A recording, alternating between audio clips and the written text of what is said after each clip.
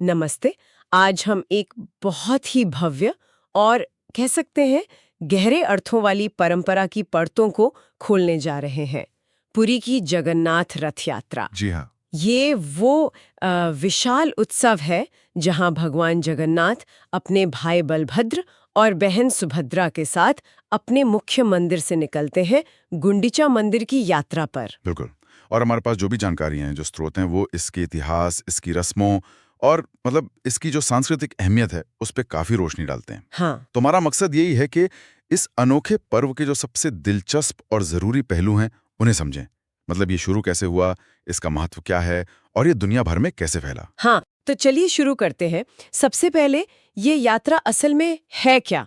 अगर किसी को बिल्कुल अंदाजा ना हो। बुनियादी तौर पर देखें तो ये भगवान के अपने मुख्य मंदिर से गुंडीचा मंदिर तक की एक 9 दिनों की यात्रा है। गुंडीचा मंदिर को उनकी मौसी का घर भी मानते हैं। अच्छा, 9 दिनों की। जी। और इसकी जड़ें इतिहास में काफी गहरी हैं।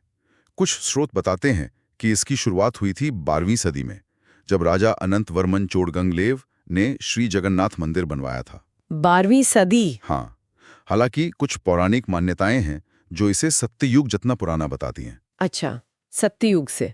और यहीं पर वो एक बहुत ही रहस्यमयी बात भी आती है ना, भगवान कृष्ण के हृदय ब्रह्म तत्व का मूर्ति के अंदर होना। बिल्कुल, ये सबसे गूढ़ और श्रद्धेय पहलुओं में से एक माना जाता है। ये सिर्फ एक कहानी नहीं है, बल्कि इसे एक निरंतरता, एक दिव्य ऊर्जा का प्रतीक मानते हैं लोग। और इसी से जुड़ी है वो नव कलेवर की प्रक्रिया। हाँ, नव कलेवर नया शरीर। जी, नया शरीर। हर 12 से 19 साल में मूर्तियों को बदला जाता है। तो फिर पुरानी मूर्तियों का क्या होता है? और ये ब्रह्म तत्व कैसे जाता है नई मूर्ति में? देखिए, पुरानी मूर्तियों को तो विधि विधान से विसर्जित कर दिया जाता है, लेकिन वो जो रहस्यमयी ब्रह्म तत्व है, उसे एक बहुत ही गोपनीय और पवित्र रस्म के जरिए पुरानी मूर्ति से नई मूर्ति में स्थापित किया जाता है। गोपनीय ये प्रक्रिया पीढ़ियों से चली आ रही है और इसे देखने की इजाजत किसी को नहीं है। यहाँ तक कि जो मुख्य पुजारी इसे करते हैं, वो भी आंखों पर पट्टी बांधकर करते हैं। सच में? आंखों पर पट्टी बांधकर? जी, ये शायद ईश्वर के वो शाश्वत, कभी ना बदलने वाले स्वरूप और जो हमारा भौतिक शरीर है, उसकी नश्वरता का प्रतीक है। ये तो वाकई अद्भुत बात है। अच्छा, और यात्रा के दौरान जो रस्में होती है, जैसे वो पहांडी यात्रा। हाँ, पहांडी यात्रा, वो तो देखने लायक दृश्य होता है। भक्तगण एकदम झूमते हुए, नाचते गाते देवताओं को अपने कंधों पर उठाकर मंदिर से रथ तक लाते हैं। वो सिर्फ देवताओं को ले जाना नहीं है, वो भक्तों का जो गहरा प्रेम है, जो समर्पण है, उसका प्रदर्शन है। ऐसा लगता है मानो वो भगवान को अपने हृदय में धारण करके चल रहे हों। और एक और रस्म है, छेरा पहरा, जहाँ राजा खुद सफाई करते हैं। ये बहुत शक्तिशाली प्रतीक लगता है। निश्चित रूप से। इसमें पुरी के जो गजपति महाराज हैं, जिन्हें भगवान का पहला सेवक माना जाता है, वो सोने की झाड़ू से रथों के आगे रास्ते को साफ करते हैं। सोने की झाड़ू से? हाँ, और ये सिर्फ कोई शाही रस्म ही नहीं है, ये सामाजिक समानता एक जबरदस्त संदेश है कि ईश्वर की सेवा में कोई छोटा बड़ा नहीं, कोई पद, कोई जाति मायने नहीं रखती, सब बराबर हैं। ये तो बहुत गहरा संदेश है, सदियों पुराना, लेकिन आज भी उतना ही जरूरी। बिल्कुल। फिर 9 दिनों बाद देवताओं की वापसी होती है, जिसे बहुड़ा यात्रा कहते हैं। हाँ, बहुड़ा यात्रा। और वापसी पर होता है उनका सुनाबेसा, सोने का श्रृंगार। सुनाबेसा, वो भी बहुत भव्य होता होगा। बहुत ज्यादा। वापसी यात्रा भी उतनी ही धूमधाम से होती है और सुनाबेसा में देवताओं को भारी सोने के आभूषण बनाए जाते हैं। उसे देखने के लिए लाखों लोग आते हैं। ये भगवान के ऐश्वर्य का और भक्तों की श्रद्धा का प्रतीक है। अच्छा, और ये जो विशाल रथ होते हैं, इनके बारे में भी कुछ बताइए। इनका निर्माण कैसे होता है? रथों का निर्माण वो अपने आप में एक बहुत विस्तृत प्रक्रिया और अनुष्ठान है। हर साल अक्षय तृतीया के दिन से काम शुरू होता है। अक्षय तृतीया से? हर साल नए रथ। जी हाँ, हर साल नए रथ।